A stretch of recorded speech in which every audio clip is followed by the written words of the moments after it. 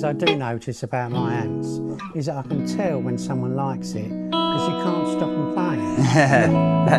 You should say all this is great. But there, you recording? Yeah. There you go. That's your intro.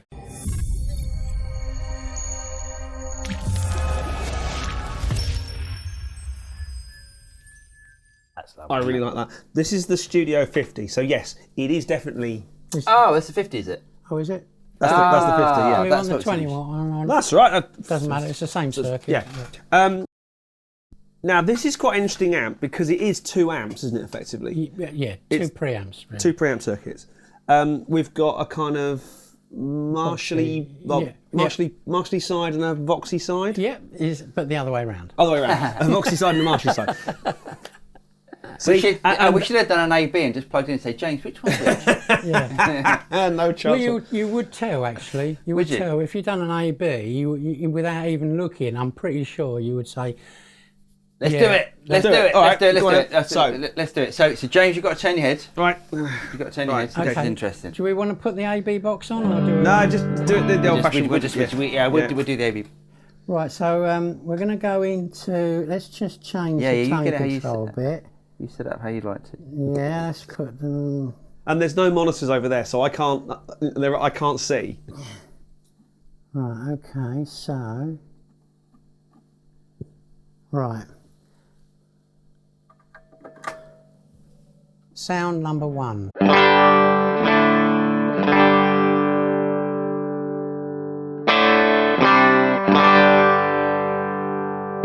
Okay, sound number 2 coming up. I'm not sure of the volume, I might have to adjust that. Oh, that was loud.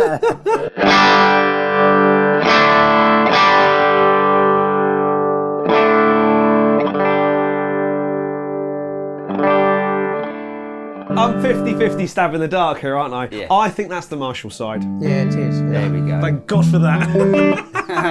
I think that's the Marshall side. Purely because it's more aggressive. Yes, more Yeah, throaty. exactly. That's exactly it. But I think it's funny. I started off liking the Voyager, and I do really like the Voyager.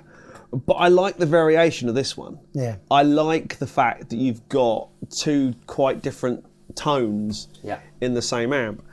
Do you remember what we were talking about before? And I noticed it straight away when Paul was playing, and that you're sitting here and he's playing away, and all of a sudden he changed the selector switch, and the difference in tone in the selector switch was enormous.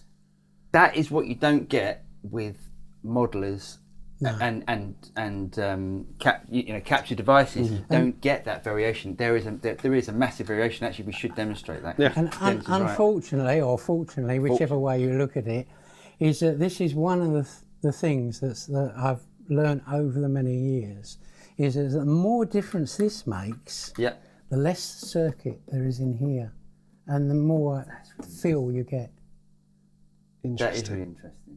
Well, let's hear the difference, because there is a massive difference. So on the bridge pickup. The Vox channel, or let's plug in the Vox one. Go to Vox channel. We go into Vox channel.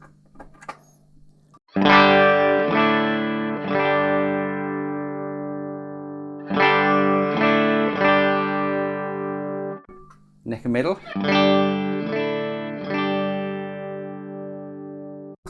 Neck. It is completely different, yeah.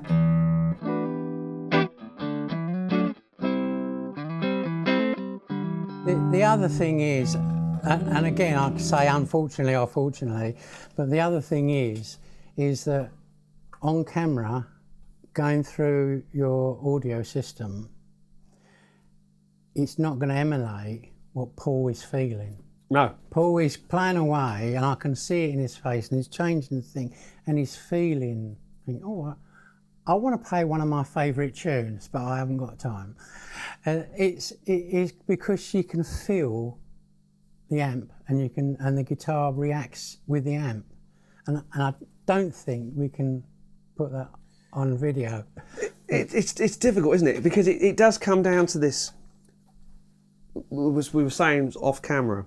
If you buy a £200 keyboard from Argos or Best Buy or whatever, they've got, the keyboards have got 100 beats in them. Now, in my world as a drummer, the beat is the pulse. It's not. Whereas in modeler terms and like in guitar processing terms, you might have 1,000 different patches, but the tone of the thing is inherent to the thing. Yeah. Like a Marshall tone is, as we just said, a Marshall tone is very distinctive. A Vox tone is quite distinctive. A Fender tone is equally. You can tell a Strat versus a Tele versus a Les Paul from their sound, their tone. You might be plugging into the same amp, but you could still tell which is a Tele, which is a Strat, which is a Les Paul because of its tone.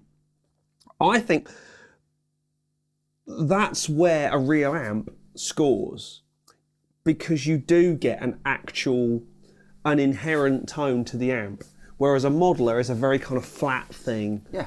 And even the capture devices are as brilliant as they are now, and as close as you get, you don't get the zhuzh factor. You don't get the fizzle. Well, we haven't used that phrase for a while. But you're not getting the randomness, I guess, of plugging into an amp, and I guess the different voltages and stuff. There might be a different voltage, am I right? If we plug in here, and if I take it home, my voltage might be a little bit less, so it would affect the sound of the amp, that sort of stuff? Not really. Oh, really? That's great, so there's a good thing. Unless it's a vast difference. Right. No. Right. Because we're back to the low power switch. Right. The low power switch reduces the voltage by more than half. Right.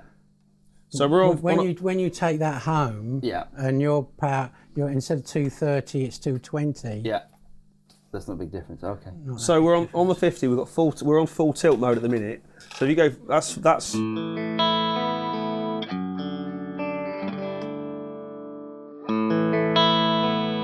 Sonically, I've not heard a difference at all. And level wise. Yeah. Because you haven't reached that headroom level.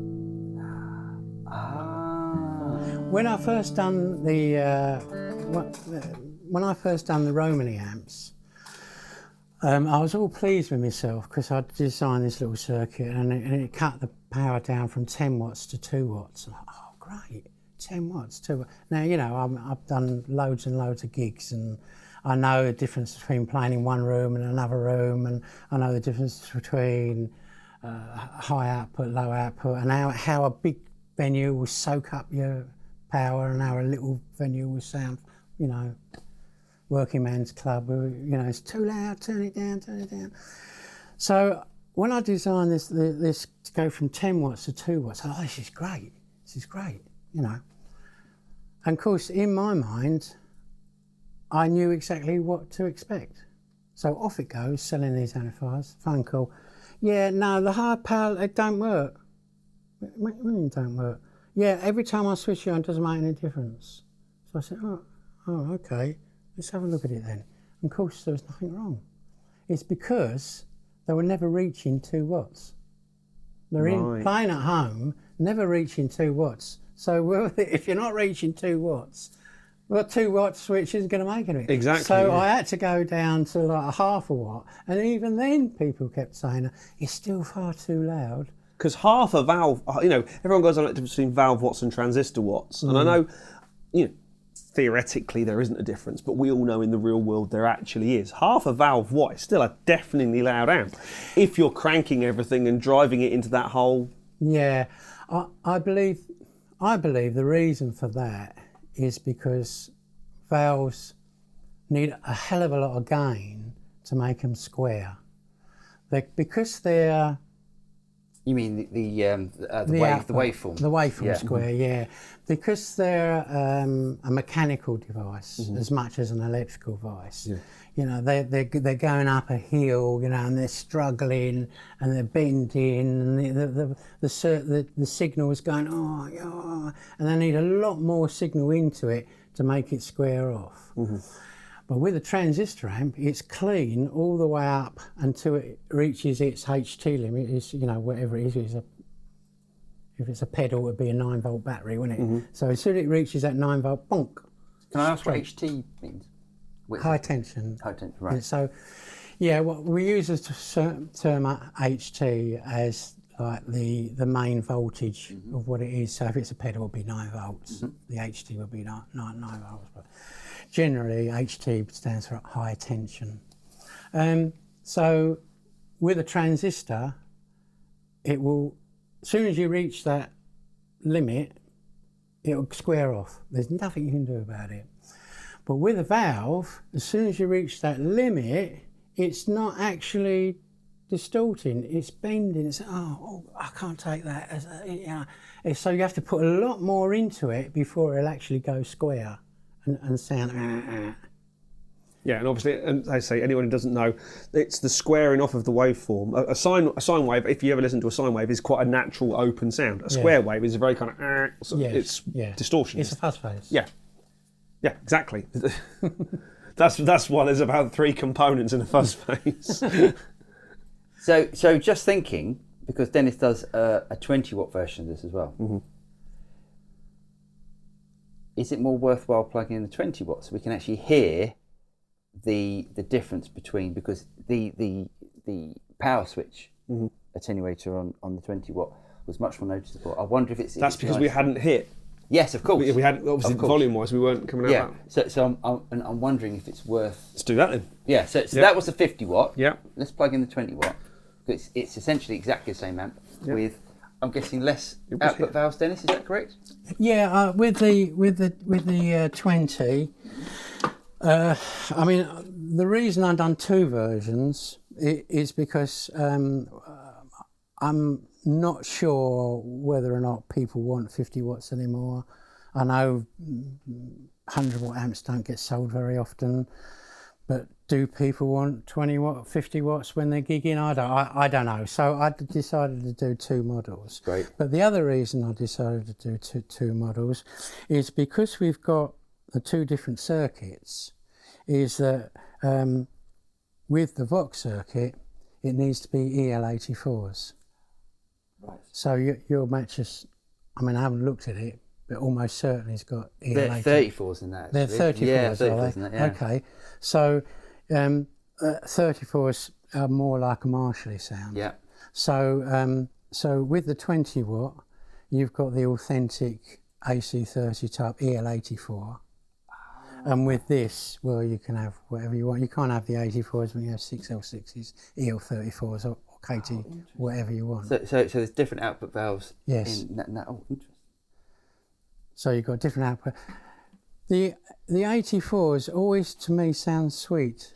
So I've got like a sweet tone to them. So you prefer? So your favourite output valve would be an 84, would it? No, my favourite output valve would be whatever the customer likes. That's the right answer. You know, but to me, they just sound a little bit sweeter. Right. So what we got here? So we've got. So we're back to where we started. Yeah. Okay. So you're on full power at the moment. Yeah. Shall I give it a chord? Give it some beans. I don't want to blow it, everyone's ears off. Nah, we're all right.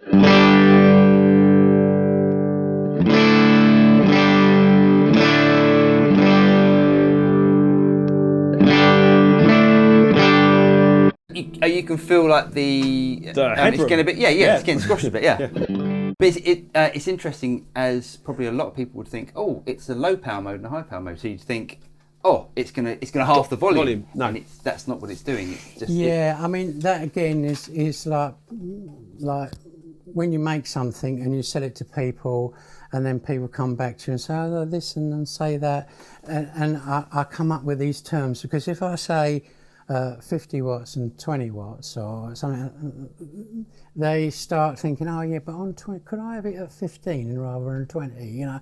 And you think, so I'll go, it's a high mode or low mode, so high output or low output. Yeah. You know, so I don't want them to say, oh yeah, but I need 18 watts, not to, because in reality, it will be different wherever you play. So if you take this to a big venue and you're playing, you know, quite a large area, you'll find you're on 20 watts and you'll find that you've soaked up all your headroom. You're virtually on. You really want a 50 bigger amp. Yeah. Right, you go and play in a local pub or the Conservative Club, and you're on 20 watts, and people say, "Oh God, turn it down, it's far too loud, far too loud." So you want the same sort of thing, but it's not cooking now. So when you turn it down to the 5 watt mode, you think, "That's it. That's great. I can now dig in and get the distortion." It's about managing your headroom as much as it is about managing the actual volume. That's right. I've got it. Right, now the other thing that I was trying to explain to Paul, and I made a right hash of, is I know we have to be in full power for this, because I know... Yes. And there's a valve Diode. diode switch. Right. Now, I think that's something to do with the rectifier, Yes. from what I remember. Yes. Making me sound vaguely intelligent. Right. So one of the reasons I put the valve rectifier in is because people like authenticity. They want what was in the AC30. So if I say to him, "Oh yes, the front channel is very similar to an AC30." "Oh, but has it got a valve rectifier?" Because valve rectifier, that's my AC30's got one of them in, and does it make that difference? So because of that, and you find that a lot of the old amp, like all the old Fenders, they all had valve rectification because, quite frankly, diodes weren't invented then. Mm-hmm. Simple as that, really. But the thing is, with a diode, technically, just to be boring for a second, technically 0.6 of a volt, which is less than 1 volt, switches a diode on, and that's how it works. So 0.6 of a volt don't take much off the HT when it's 500 volts, so that does your rectification. A valve, it warms up again. It's how much work have I got to do today? I've just got out of bed. It could take probably 50 volts. So it's a big difference between like half a volt and 50 volts. So what happens with the valve rectification is that when it's sitting there doing nothing, the HT's, let's just say 500 volts, fine. When it starts going up an hill, oh dear, this is hard work, and you're playing a guitar and you're drawing current, that's my equal to going up the hill. So it's drawing current. What happens? Oh, this is hard work. The HT then goes from 500 to 450. It loses its voltage. Can I ask you, is that what people consider to be sag? Sag, that's the word, sag, well done. And that's what they call the sag, because it's inefficient. The diode will just stay at the same voltage all the time, no difference whatsoever, provided the current through the diode is equal to what it can stand, it will just stay exactly the same, no problem at all. Your HT voltage will be 500 volts, whether you're playing full or playing loud or whatever you're doing. But with the valve rectification, it's going like this, all up and down. Right. And this is where you get what you call the sag, and that's what the old blues players used to like, because it's like a natural compression. Yeah. So they'll be playing away, and then they'll dig in. You understand? You know what dig in is. Yeah. So they'll dig in the old guitar with a pick, and the old voltage was dragged down, and then as they lighten up again, the headroom will come back because the voltage has gone up. So you get this natural compression. It's not a big deal. It's not a lot of thing, but you can notice the difference. Yeah, it's supposed to being like and I guess you could describe it as being a spiky sort of sound, or as the sag comes in, it sort of softens. It's taking the peak off of that waveform, so it's just. I've had heavy metal players come in, and they hate it. They can't get the definition. They can't. Interesting. By the time it's sagged down, they've done 3 other notes since then. So they don't like it. They want. Yeah. But let's just have a play through this, because I think, for me, this is warming up to where. That's the amp. Yeah. Where we want to be, somewhere between the two. There's something in between these that's going to be our... If we've got time, I'd like to go get Paul to go through the amp and let me listen to what he likes and what he doesn't. And maybe even A/B between the two and say, great. you know, this is nice, Den, but listen to what the matchless does, you know, and be frank. And I can convert that into a little component. But I think what's interesting is the number of times we've done kind of big power amp shootouts, and you know, the we turned a Marshall up to 10, you know, and the stuff that nobody does. And actually, sonically, there is so little between all these amazing amps. Yes. Oh yeah, we yes, it's true. We do it with transistor. We've had the Katana, we've had the Matchless, the Marshall, and it's more the feel. It's the feel, and that's the thing. Yeah. And you can't, unfortunately, that doesn't translate into YouTube. Well, it does in the way that, as Dennis said, and I was, you know, when I plugged into the amp, I wanted to keep playing. There is something in that where you are going to play. If you're getting the right feel from the amp, it doesn't matter if it might sound exactly the same to what the YouTube audience listen to or whatever, but you're playing better because the amp's giving you the right sort of feedback. So that's what you want to play. Give it some beans through that's the Voxy side, isn't it? This is the tone stack. I don't like to copy anything because I think you improve it. But this tone stack is, say, very similar, not the same, to the original AC30 tone stack. So, and on the AC30, they called it top boost, if you remember. Because the original ones just had, again, just a volume control. That's all they had. So this has got the volume and treble and bass of an early type of AC30.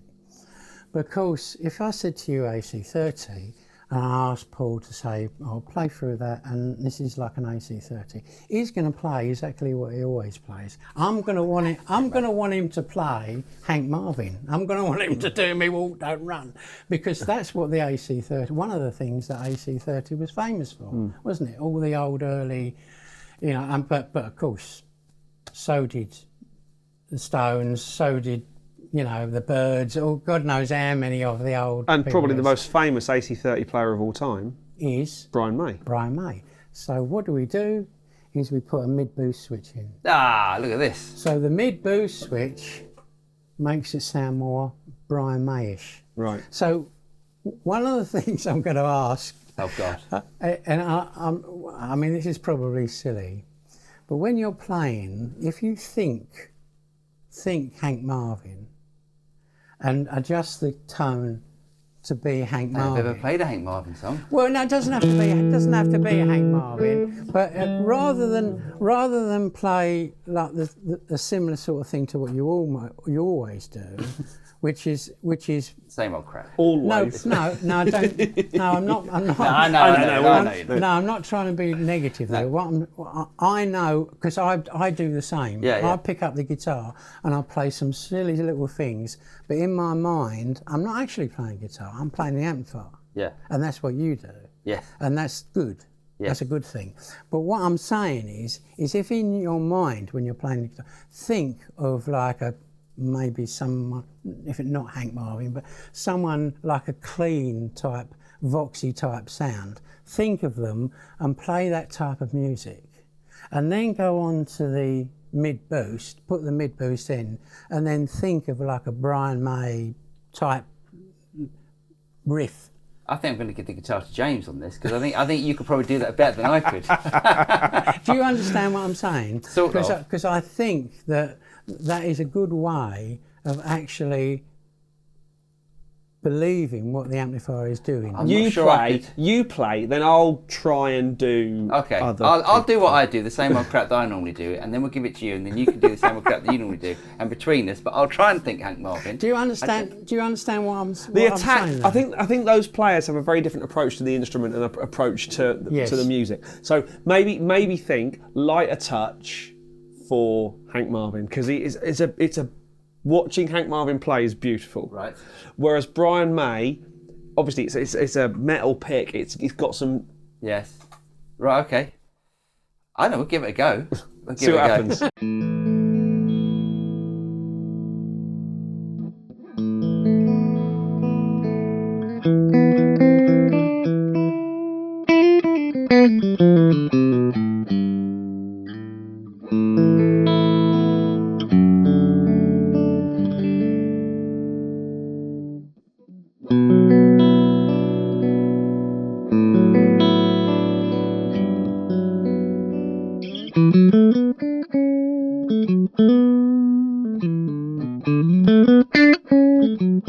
It's not. It doesn't get spiky on the top end.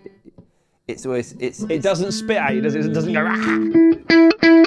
It compresses really nicely, doesn't it? And that's in diode as well. That's not in. Is it? Yeah.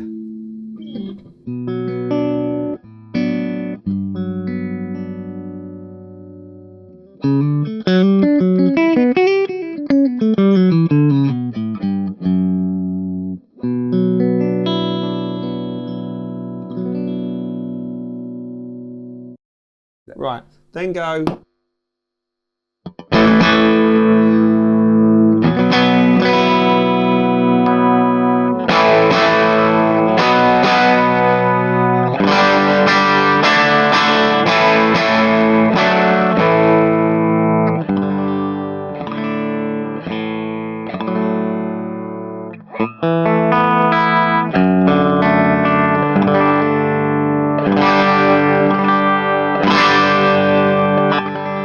It goes from like really clean to quite raucous. Which is actually very Brian May. You know, to have that really gentle touch to get. Yeah. It's amazing.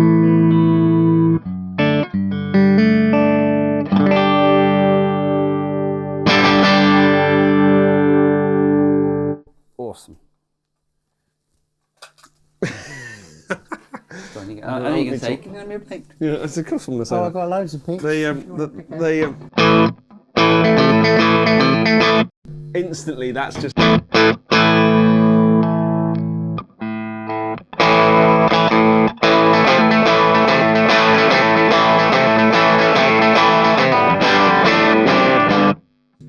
Missed your.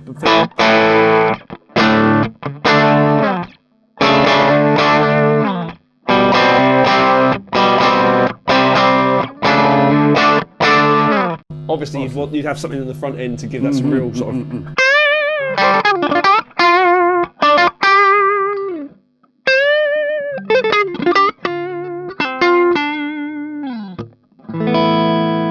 But then you want to go. No.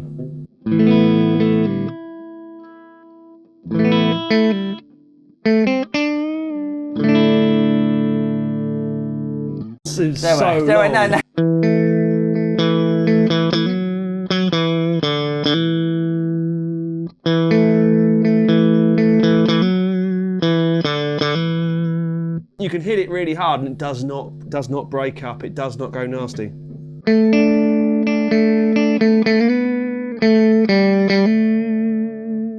Any Shadows fans? I'm sorry. I'm Yeah, sorry. please, Yeah, I should be left in the shadows, let alone anything else. Shadow. But you can hear the difference. Yeah, it's all in the attack, isn't it? It's all in the bite.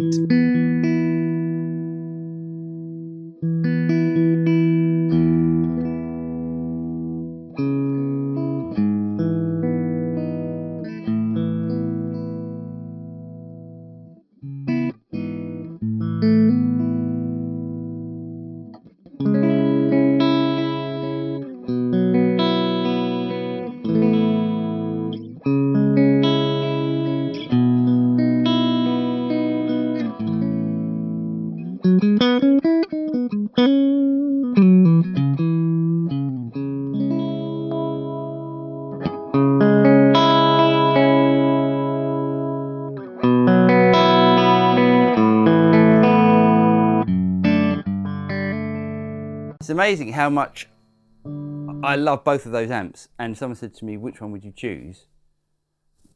I would go, they both sound great, but they both sound different, but not in a way that you'd go, oh, you know, so a million miles apart. They both sound fantastic.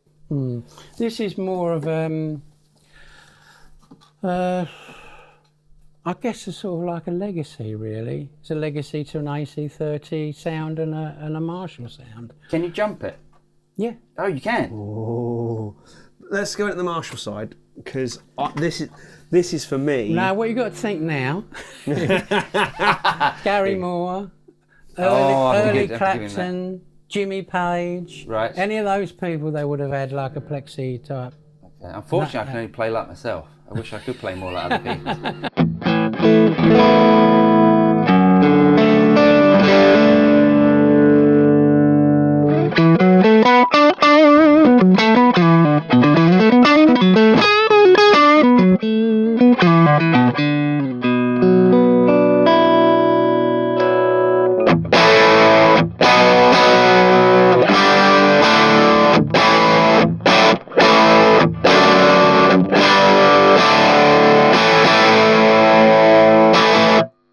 It's just great, isn't it? I mean, I'm deaf. What are we on? We're on about 5. That's a loud amp. To me, I think this is me being a Marshall guy rather than being. I know you're a very Voxy kind of. No, not at all. I don't think. I think personally, my 2 favourite amps would be, if we look at the origin of things, it would be a Vox and a Marshall. Yeah, but I mean, I would say I sit in the higher gain Marshall camp maybe than maybe you do. Mm-hmm. I think that you put something nasty on the floor in front of that, that's going to sound amazing. Yes, absolutely scream. While you're doing that, if you can think of something bluesy, yeah, and then try switching the valve rectification.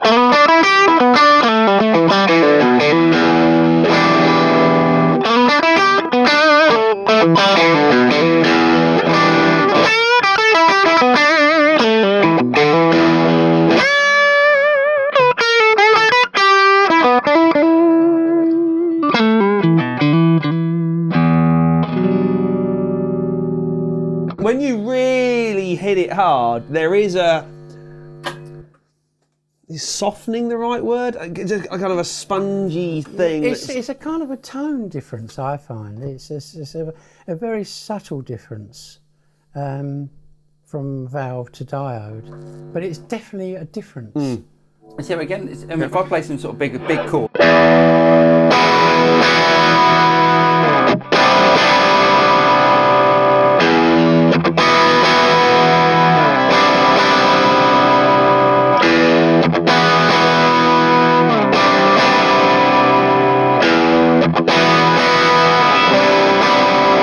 I could hear it then, absolutely. And isn't that funny? It is in your brain. My brain would tell me, I want a valve rectifier.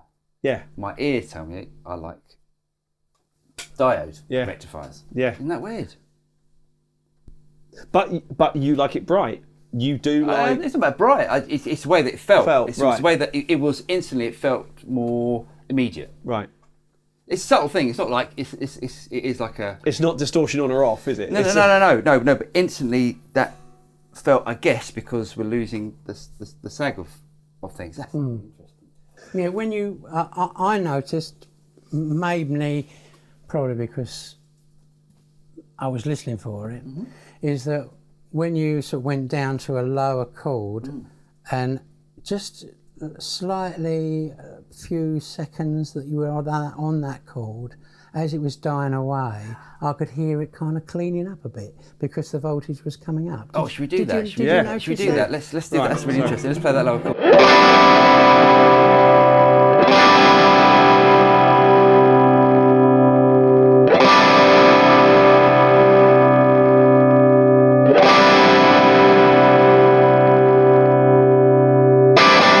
That is a great sounding amp. That actually sounds, that's really funny. That side sounds more like that matchless than, that's really interesting. So we have some work to do. In fact, we have got a lot of work to do before this amazing Studio Rats custom amp becomes a reality. I'm really excited. If I'm totally honest, I'm quite kind of Very kids in a exciting. sweet shop. But Dennis, thank you so much for Cheers, Dennis. for that. That's amazing. Yeah, really nice to hear your knowledge on the history and things. Really Yeah, and it's not unless I've got guys like you feeding me back the information. You know, I'm just, as I say, I sit in the corner with a soldering iron and a few bits and pieces and try and make history, if you like. But without guys like you to come and say, you know, no, Den, that's not right. A bit more of this, and that's what that's my goal. Awesome stuff. So plenty more coming from the three of us, hopefully, as this project progresses. But for now, my name's James Ivey. I'm Paul Drew. Thanks again to Denis Cornell. And we'll see you again very soon for some more stuff.